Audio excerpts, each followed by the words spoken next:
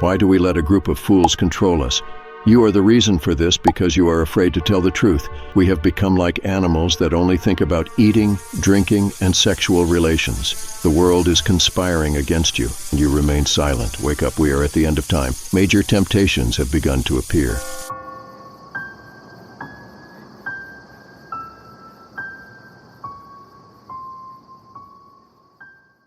This is reality.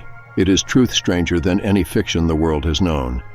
There is no physical end to the Earth's northern and southern extent.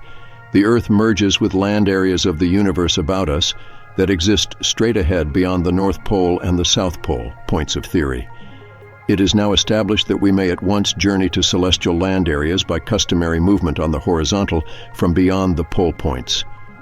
It is also known that the fly course from this Earth to connecting land area of the universe about us, which appears up or out from the Earth, will always be over land and water and vegetation.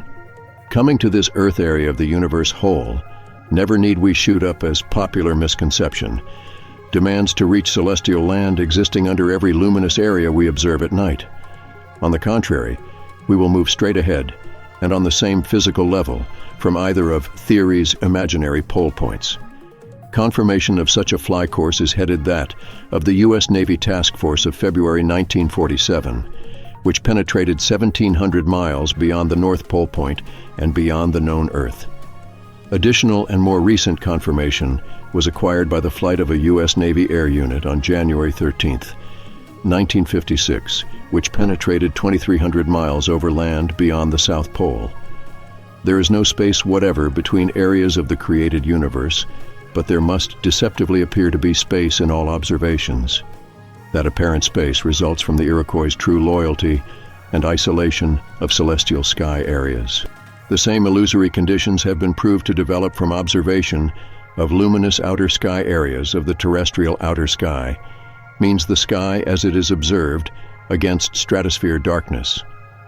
The concept that the universe is comprised of globular and isolated bodies originated from the curvature that is developed by all lenses. And that lens-developed curvature fosters the deceptive appearance of globular and isolated bodies comprising the universe. The bodies are illusory. The ancient conclusion of Galileo Galilei that luminous celestial areas are isolated from each other and are circling or elliptical in space was founded on the inescapable errors of one's functioning. The circling movement apparent to Galileo was an illusion in an endless land and sky universe of reality. The undulating or billowing of luminous sky gas enveloping the entire universe must deceptively appear as a certain aura-lipsy movement. The deceptive appearance develops from the fact that such gaseous sky movement is detected by a circular lens. Hence, there is necessarily reproduced the circular and therefore globular-appearing lens image under the mobile sky gas, which extends throughout the celestial realm. There is undetectable but very factual land, water, vegetation, and life like that common to this Earth. Therefore, the so-called stars and planets of astronomical designation are in reality lens-produced, apparently globular and isolated areas of a continuous and unbroken luminous celestial outer sky surface. It envelops every land area of the celestial in the same manner that it envelops the terrestrial land. One may question how such features were known when science was without record of them. If so, what is but to finish reading this chapter? In October 1926, while sleeping amidst the mysteries of the universe, I wandered through a woodland vale of old New England, lavish with the scented breath of pine, birch, and hemlock. As if directed by some unknown force, I beheld a vast formation of the celestial sky before it developed the luminosity that deepening twilight shadows would bring. It was then that the force of extrasensory perception asserted itself, and before darkness gripped the woodland scene, I viewed the vast unknown. Time and space became irrelevant as a cosmic reality unfolded to my inner sight, penetrating through the resplendent heavens, beyond the limited horizons of ordinary perception. Privileged to witness what even the proudest sense of sight and its telescopic lens assistance had failed to detect. Since the first crude telescope was fashioned, I beheld a sensational portrait developed by extrasensory perception. This portrait revealed the sublime creative universe pattern that had defied man's analysis since terrestrial man first beheld the challenging celestial spectacle. It brought realization that the almost 1900-year-old parable, "Believe what he sees not," should also contain the admonition that lenses patterned after the human lens will distort things and conditions seen in the universe. My perceptions extended a million miles beyond the mathematical boundaries of a fallaciously assumed isolated globe Earth, penetrating through the sublime celestial domain where deceptive lights had beckoned terrestrial man for untold centuries. However, terrestrial men, misreading the luminous signals, were denied the long-dreamed pleasure of their propinquity. Had they properly interpreted the signals, they would have long since acquired land areas of the universe. There was no misinterpretation of signals by the seeker of 1926. He journeyed to the celestial beacons on the wings of extrasensory perceptions, limitless necromancy that magic permitted breaking through the long-established barriers of deduction, hypothesis, and theory. It disdainfully pushed aside the ice barriers of the terrestrial North Pole and South Pole asunder.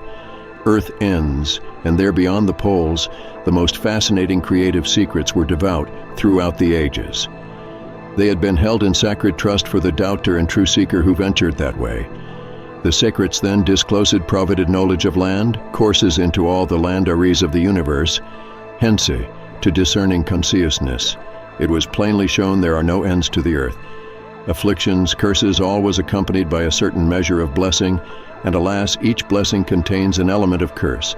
As dreamers must bear the flagellation which dreams impose, rebels must pay a price for their rebellion. They were driven by forces obscure and extraordinary, must be denied mortal contentment. Dreams that have built civilization are magnificent obsessions, but they are nonetheless obsessions, and the obsessed cannot hope to escape the ruthless whipping of obsession. The constant driving urge of one endowed with extraordinary perception demands that the substance of such perception be displayed, defended, and protected at whatever cost, and he whose unrestrained spirit compelled the breaking of every man-made rule applying to the celestial was forced to present his astounding findings and to make them interpretable to the majority. But that majority, accepting and abiding by the conclusions and victims of established theory, always contentedly dwell within the safety of deduction's ordained realm, where finders and findings in the considered abnormal and fearful extrasensory realm are never welcome. Thus, how was this pilgrim from the extrasensory world to present his gifts, which were readily perceived to have originated in that fearful realm?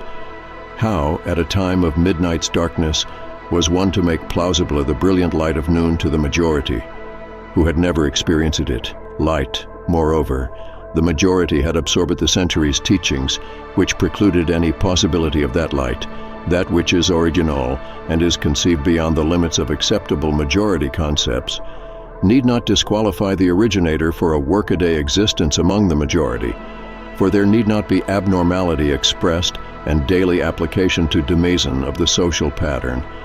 Yet the dream, the invention, the discovery, or whatever is original, is too readily designated as madness. Hence, how can the originator of such considered madness hope the adherence of the organized and acceptable thing or condition, which is an error?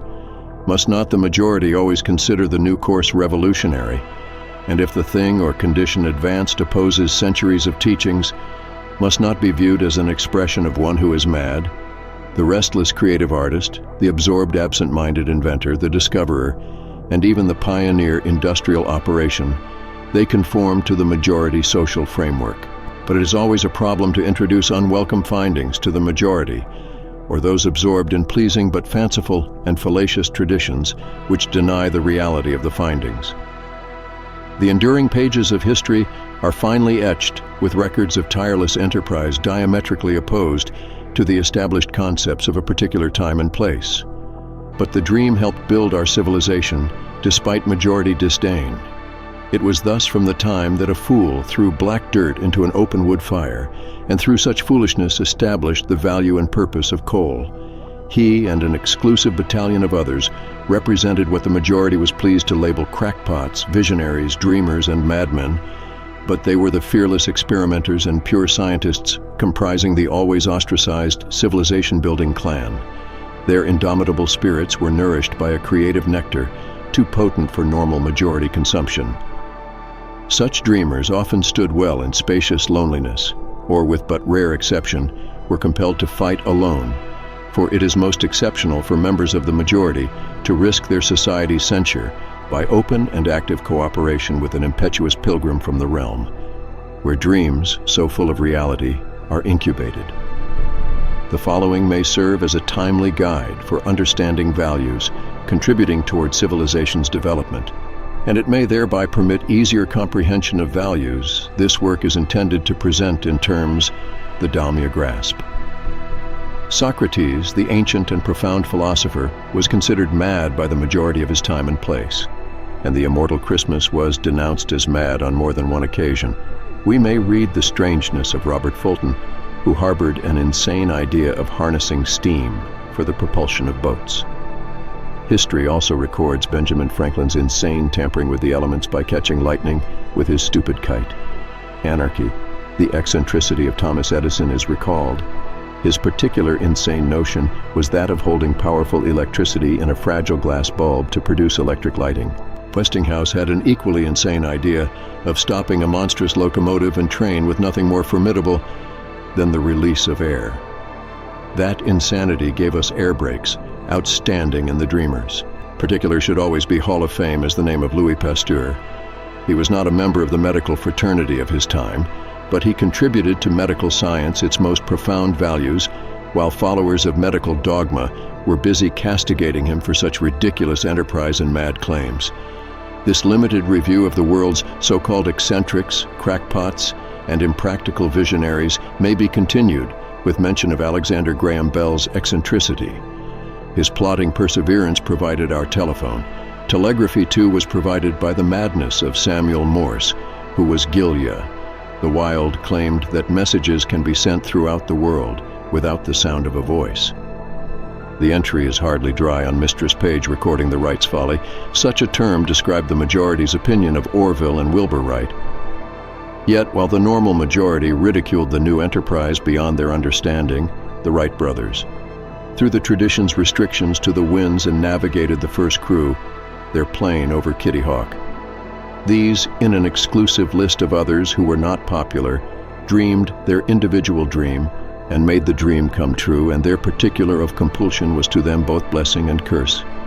Therefore, as we are mindful of the unchanging manner whereby life force it works, those perception seats so that mankind may always garner a crop fruitfully original, some guidance should be afforded for future reception of the seeds in the crop.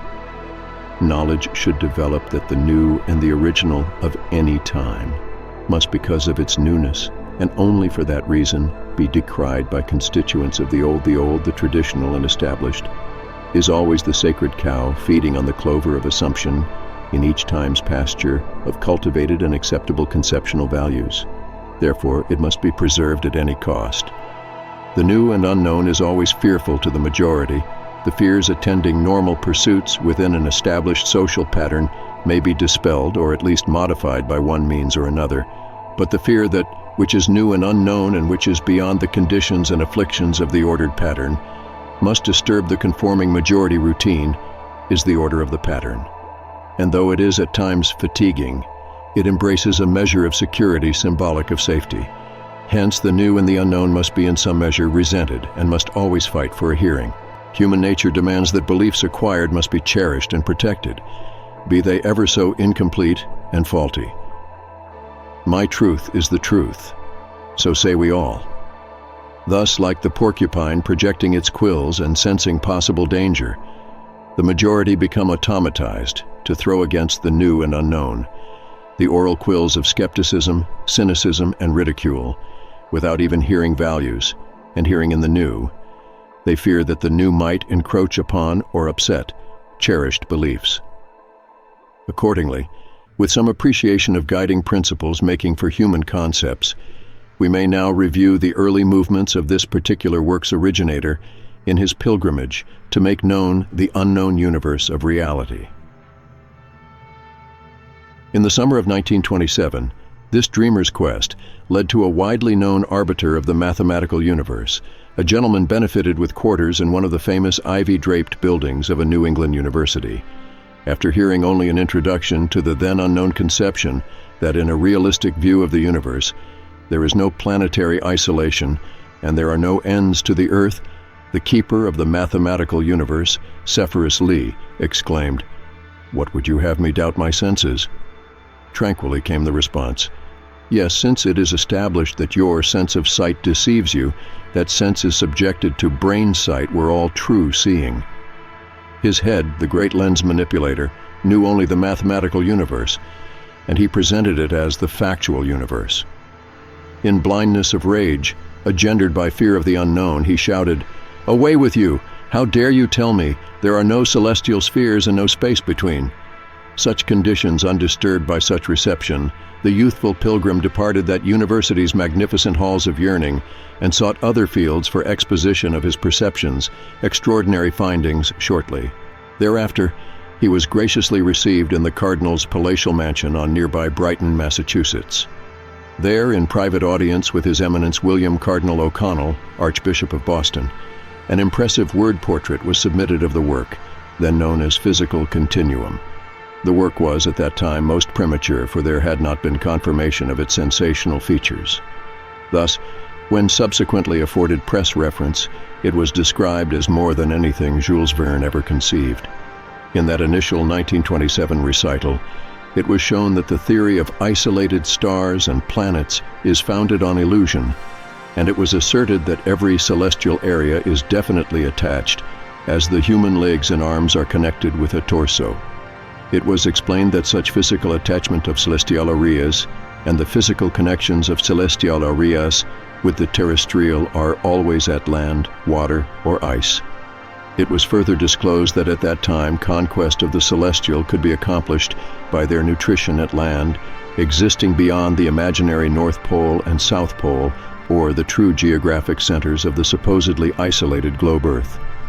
Such movement from polar areas was described as leading directly into celestial areas appearing up or out from the Earth. That first day's audience with a cardinal occurred under the burning intensity of an August sun, which too ardently embraced the cardinal's Brighton garden, and the sun's warmth in conjunction with a dreamer's dynamic recital soon tired the aged prelate. The audience was adjourned in mid-afternoon. On the following day, the unprecedented recital was continued with a description of what every area of the Earth's sky surface would present to observation from stratosphere darkness and from other land areas of the universe. It was explained that the unified terrestrial outer sky surface would be detected as luminous and deceptively globular and isolated areas. Hence, the terrestrial sky would present the identical star and planet pattern projected by luminous celestial sky areas. It was then disclosed that the observable luminosity of all celestial areas results from the fact that every celestial area possesses the same sky, known to envelop the terrestrial. It was claimed that the Earth's blue sky is luminous when observed against the dark stratosphere by inhabitants of celestial land territory. Hence, it is the existence of a blue sky enveloping all celestial areas which permits terrestrial inhabitants to observe that celestial blue sky's gaseous luminosity against stratosphere darkness. In 1927, science was without knowledge that any terrestrial sky area would be luminous when observed from beyond the sky. There had been no stratosphere observation or photography which could have shown the appearance of any terrestrial outer sky area. The first observation and photograph were achieved by the stratosphere explorer Professor Auguste Piccard in May 1931. It only approximated a view and photograph of the terrestrial sky area from stratosphere darkness because Piccard had not achieved sufficient altitude for a completely dark stratosphere background which would properly express outer sky luminosity. The pilgrim who had explained such a condition as skylight had never journeyed to and within the stratosphere, yet he accurately described all that was to be seen by Piccard 4 years later, and his description contained all that was to be shown by the more detailed photographs procured through a U.S. Air Force stratosphere ascension over the Black Hills of South Dakota in 1935. in addition to records of stratosphere cameras in 1931 and 1935. He described in minute detail that which was photographed by the U.S. Naval Research Bureau's V-2 rocket cameras in October 1946. Such photographs procured at an altitude of 65 miles showed at an oblique angle a deceptively disc-like and isolated sky area over White Sands, New Mexico. AGO and subsequent naval research stratosphere photographs at greater altitudes hauled most sensational confirmation of physical continuity. The unabating heat of the second day's love, Ian said, Brighton necessitated early retreat to the cool sanctuary of the Cardinal's mansion, where the recital of endless worlds and the manner of their conquest was continued. During those hours, the Cardinal's Black Scotty was in faithful attendance. He seemed sole for me to absorb the recital's highlights. Perhaps he wondered what a strange tale it was for such environment. The recital described optical illusions resulting from the function of the human islands, and it was shown that such an escapable error of the lens had to be reproduced and enlarged upon by all photographic and telescopic lenses, which are patterned after the optic lens. It was explained how lens function demands lens convergence, and how such lens convergence produces the deceptive curvature, which in turn is developed by the lens and the disc-like proportion reflecting the roundness of all lenses. It was further related to how lens property and function demand that every telescopically observed area of the celestial deceptively appear to be globular and isolated. It was then rightfully assertive in every area of the Earth's continuous and unbroken outer sky surface would express the identical deceptions when observed and photographed from the proper altitude and stratosphere darkness and from celestial land areas. In other words, all observation of terrestrial outer sky areas from stratosphere depth and from any celestial land area would halt the illusion that the terrestrial territory is comprised of innumerable luminous and rounded bodies, and the illusion of globular eddy would impose the illusion of isolation. Therefore, if the portrait produced by luminous outer sky areas of the terrestrial would be a replica of that produced by luminous celestial areas, convincing evidence would be at that astronomical observations of the celestial deals, with luminous sky gases covering the celestial as they cover the terrestrial. It logically follows that the apparent clawed rarity and isolation of celestial areas is illusion. To use a recent but most inadequate caption by the New York Times, November 5, 1952, the planets are connected. The Times account attributed such a conclusion to the California Institute of Technology. It seems fitting to note here that the author in 1928 expounded the physical continuum in the presence of Dr. Robert Andrews Millikan, then president at the Institute. At Brighton in 1927, the terms stars and planets were held to have meaning only for the mathematical universe, which is based on or developed from the hypothesis founded on illusion. Conclusions even related negate the existence of astronomy's star and planet enmities within the bounds of reality and reason. They have application as isolated entities only to the world of the illusory. Thus, the conclusion in a world of reality holds that such assumed entities are lens-produced. It is perhaps timely to present a note for readers unfamiliar with the Copernican theory. That theory, postulated in 1543, assumes that the Earth, as an isolated unit in space, rotated daily on an imaginary axis while prescribing a secondary motion in its yearly journey toward and away from the Sun. The theory maintains that other assumed globular and isolated areas of the universe, the so-called planets, likewise revolve in mathematically precise space orbits. The concept of physical continuity, on the other hand, holding that the so-called stars and planets are connected luminous celestial sky areas with underlying land, requires no orbits or paths for assumed isolated areas that are not isolated, and none could be prescribed. Therefore, since such features as planetary isolation and space orbits can have application only to the illusion-based mathematical universe, any stipulation concerning universe limitation applies only to mathematical formulae. Accordingly, the earlier and concise academic expression of this work then referred to as physical continuum, and the Giannini concept reasonably opposed abstract mathematical limitations of the universe structure. The physical extent of the realistic universe continues to be indeterminable, despite the sensational results of modern naval research, which brings the universe about us so much closer to our terrestrial area.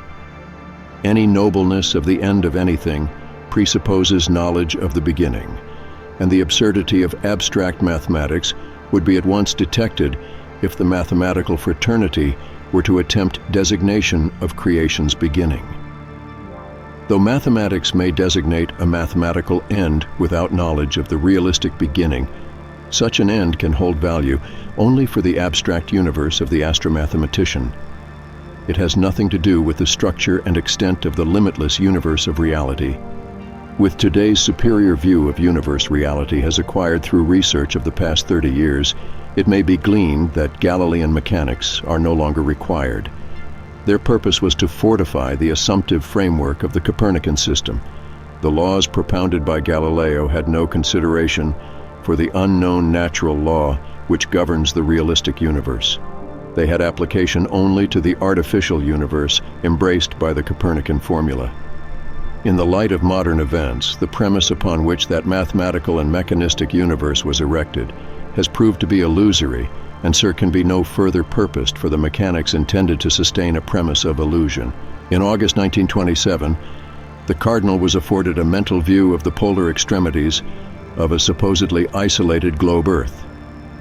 Then, as the view was extended beyond the imaginary North Pole and South Pole points, he observed how the polarized barriers diminished, and they were replaced with mountain ranges, freshwater lakes, and abundant vegetation.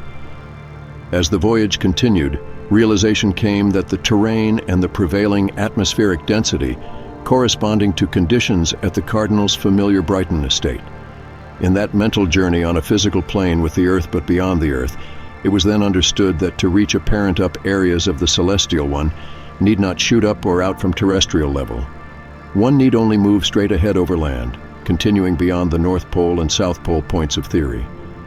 The mental Torah was directed to land underlying the luminous celestial areas, astronomically designated Mars and Jupiter, where the Cardinal viewed startling similarity of the terrestrial in the celestial. From such points, the prelate had the opportunity to observe the appearance of the approximate terrestrial sky area covering the Brighton estate. Looking up through the inner blue sky enveloping Mars and Jupiter, the Cardinal shockingly beheld against stratosphere darkness countless luminous and seemingly isolated disk-like areas. They were known to be areas of the terrestrial sky, but they presented a positive duplicate of the so-called heavens above, as observed from terrestrial land areas. It was then realized that up is at every angle of observation from the terrestrial and the celestial. Heads up is everywhere, and it is always relative to the particular position occupied in the universe whole. Accordingly, the heavens above are everywhere. As twilight threw soft shadows over the Cardinal's Brighton estate, as we returned from the extraordinary celestial journey and the second day's audience was terminated. That jury had shown the Cardinal what Galileo could not have hoped to show cardinals of his time. Galileo had been restricted to a description of only that which the illusion-producing lens of his construction could detect. That lens was impotent to detect cosmic reality, and its successors are also impotent to detect cosmic reality. The illustrious Cardinal realized the import of what had been shown as his guests prepared to depart. He remarked, "If it is so, the world will know of it." As the departing guests slowly trod the garden walk where seeds of truth had been sown, the Cardinal's black Scotty scampered over the green. Some of the seeds of that day's planting at Brighton were described within 4 years through the original stratosphere ascension of Auguste Piccard. Others required aid in 20 years respectively through the U.S. Army Air Corps stratosphere ascension of 1935 and the U.S. Naval Research Bureau's V-2 rocket flight of 1946. Contrary to popular belief, no explorer had penetrated beyond either hollow point prior to 1928. Press captions of the years have confusingly conveyed the idea that Arctic and Antarctic flights have been over the pole and therefore over the end of the Earth. Such has never been the case. Over the pole point is possible, for there is such a mathematical point, but over the end of the Earth is not possible, for there is no end. Certain early explorers reached the pole points, but to return, they were obliged to retrace their course to the pole point. In other words, they had to turn around. They did not go over the pole in the manner implied by press accounts. It is the globe symbol which conveys the false idea for press and public that movement over the pole from one side of the Earth to the other side is possible. That symbol does not attest to the realistic extent of the Earth or the Earth's factual relation to the universe whole. It is simply a convenience of archaic theory. It was never anything else. Trips from Alaska to Spitsbergen and vice versa represent movement only in the west to east or east to west direction.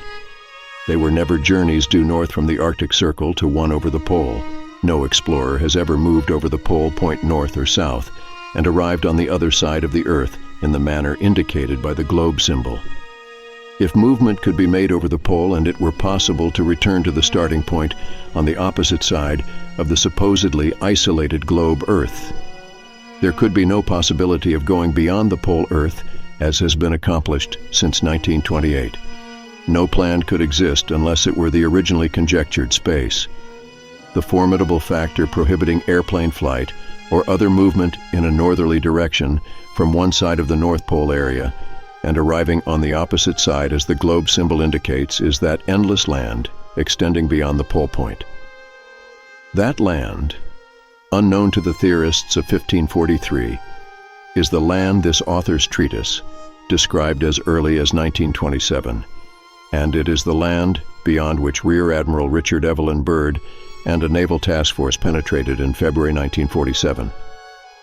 That identical factor of land beyond applies as a prohibiting agent to any southerly movement over the South Pole, which would permit return on the northerly course to other areas of the mathematically prescribed globe Earth.